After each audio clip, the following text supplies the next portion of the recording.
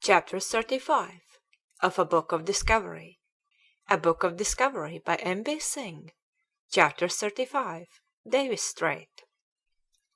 But even while Drake was sailing round the world, and Frobisher's search for a northwest passage had been diverted into a quest for gold, men's minds were still bent on the achievement of reaching Cathay by some northern route. A discourse by Sir Humphrey Gilbert to prove the existence of a passage by the northwest to Cathay and the East Indies in 10 chapters was much discussed, and the Elizabethan seamen were still bent on its discovery. "When I gave myself to the study of geography," said Sir Humphrey, "and came to the fourth part of the world, commonly called America, which by all descriptions I found to be an island, environed round by sea, having on the south side of it the Strait of Magellan, on the west side the Sea of the South, which sea runneth towards the north, separating it from the east parts of Asia, and on the north side the sea that severeth it from Greenland, through which northern seas the passage lies which I take now in hand to discover."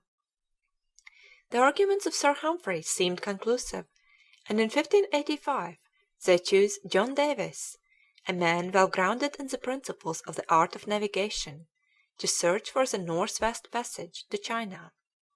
They gave him 2 little ships, the Sunshine of 50 tons, with a crew of 17 seamen, 4 musicians and a boy, and the Moonshine of 35 tons. It was a daring venture, but the expedition was ill equipped to battle with the ice-bound seas of the frozen north. The ships left Dartmouth on 7th June, and by July they were well out on the Atlantic, with porpoises and whales playing around them. Then came a time of fog and mist, with a mighty great roaring of the sea. On 20th July they sailed out of the fog, and beheld the snow-covered mountains of Greenland, beyond a wide stream of pack ice, so gloomy, so waste and void of any creatures, so bleak and inhospitable, that the Englishmen named it the Land of Desolation, and passed on to the north. Rounding the point, afterwards named by Davis Cape Farewell, and sailing by the western coast of Greenland, they hoped to find the passage to Cathay. Landing amid the fjords and the green and pleasant isles about the coast, they anchored awhile to refresh, and named their bay Gilbert Sound, after Sir Humphrey and Davis' own little boy, Gilbert, left at home.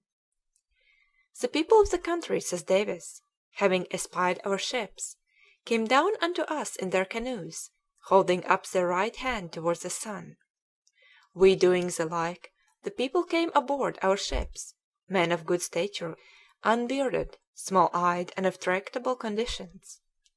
We bought the clothes from their backs, which were all made of seal skins and bird skins, their buskins, their hose, their gloves, all being commonly sewed and well dressed. These simple Greenlanders, who worshipped the sun, gave Davis to understand that there was a great and open sea to the northwest, and full of hope he sailed on. But he soon abandoned the search, for the season was advancing, and crossing the open sea he entered the broad channel named after him Davis Strait, crossed the Arctic Circle, and anchored under a promontory, the cliffs whereof were orient as gold, naming it Mount Raleigh. Here they found 4 white bears, of a monstrous bigness, which they took to be goats or wolves, till on nearer acquaintance they were discovered to be great polar bears. There were no signs of human life, no wood, no grass, no earth, nothing but rock, so they coasted southward, and to their joy they found an open strait to the west free from ice.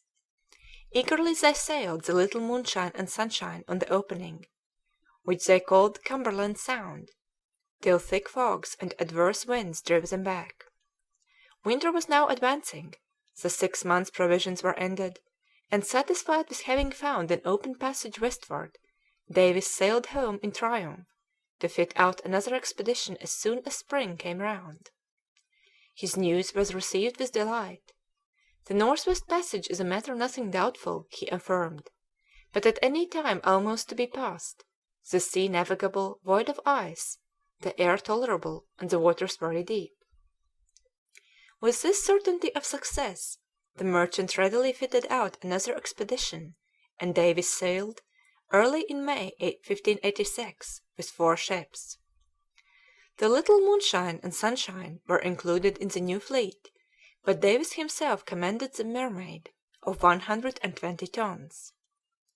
The middle of June found him on the west coast of Greenland, battling his way with great blocks of ice to his old quarters at Gilbert Sound. What a warm welcome they received from their old Eskimo friends! They rowed to the boat and took hold on the oars and hung about with such comfortable joy as would require a long discourse to be uttered. Followed by a wondering crowd of natives eager to help him up and down the rocks, Davis made his way inland to find an inviting country, with earth and grass such as our moory and waste grounds of England are. He found, too, mosses and wild flowers in the sheltered places. But his business lay in the icy waters, and he boldly pushed forward. But ice and snow and fog made further progress impossible. Shrouds, ropes, and sails were turned into a frozen mass, and the crew was filled with despair. Our men began to grow sick and feeble and hopeless of good success, and they advised me that in conscience I ought to regard the safety of mine own life with the preservation of theirs, and that I should not through my overboldness leave their widows and fatherless children to give me bitter curses. So Davis rearranged his crews and provisions, and with the moonshine and a selection of his best men, he determined to voyage on as God should direct him, while the Mermaid should carry the sick and feeble and faint-hearted home. Davis then crossed over the strait called by his name and explored the coast about Cumberland Sound. Again he tried hard to discover the long-sought passage, but the brief summer season was almost past, and he had to content himself with exploring the shores of Labrador, unconsciously following the track made by John Cabot 89 years before. But on his return home, the merchants of London were disappointed. Davis had indeed explored an immense extent of coastline, and he had brought back a cargo of codfish and 500 sealskins, but Cassie seemed as far off as ever. One merchant prince, Sanderson by name, was still very keen, and he helped Davis to fit out yet another expedition.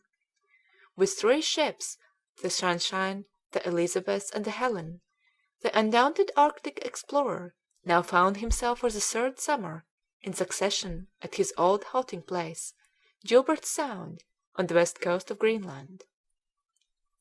Leaving his somewhat discontented crews to go fishing off the coast of Labrador, he took the little 20-ton pinnace, with a small party of brave spirits like his own, and made his way northwards in the free and open sea. The weather was hot, land was visible on both sides, and the English mariners were under the impression that they were sailing up a gulf. But the passage grew wider and wider, till Davis found himself with the sea all open to the west and north. He had crossed the Arctic Circle and reached the most northerly point ever yet reached by an explorer. Seeing on his right a lofty cliff, he named it Sanderson his Hope, for it seemed to give hope of the long-sought passage to Cathay. It was a memorable day in the annals of discovery, 13th June 1587, when Davis reached this famous point on the coast of Greenland.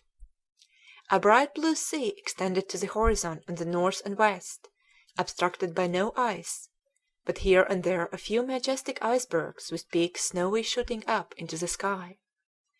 To the eastward were the granite mountains of Greenland, and beyond them the white line of the mightiest glacier in the world. Rising immediately above the tiny vessel was the beetling wall of Hope Sanderson, with its summit 850 feet above sea level. At its base the sea was a sheet of foam and spray.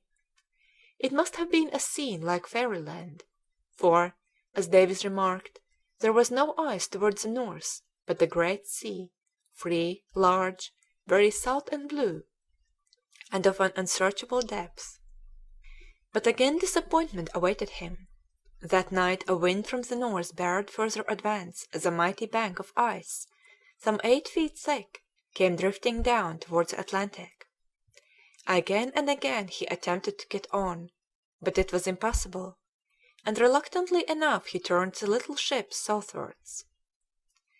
"This Davis has been 3 times employed. Why has he not found the passage?" said the folk at home, when he returned and reported his doings. How little they realized the difficulties of the way! The commander of the 20-ton Ellen had done more than any man had done before him in the way of Arctic exploration. He had discovered 732 miles of coast, from Cape Farewell to Sanderson's Hope. He had examined the whole coast of Labrador. He had converted the Arctic regions from a confused myth into a defined area. He lighted Baffin into his bay. He lighted Hudson into his strait. He lighted Hans Egede to the scene of his Greenland labor. And more than this, says his enthusiastic biographer, his true-hearted devotion to the cause of Arctic discovery, his patient scientific research, his loyalty to his employers, his dauntless gallantry and enthusiasm form an example which will be a beacon light to maritime explorers for all time to come. And Davis 3 times forth for the northwest made, still striving by that course to enrich the English trade, and as he well deserved to his eternal fame, there by a mighty sea immortalized his name. End of chapter 35.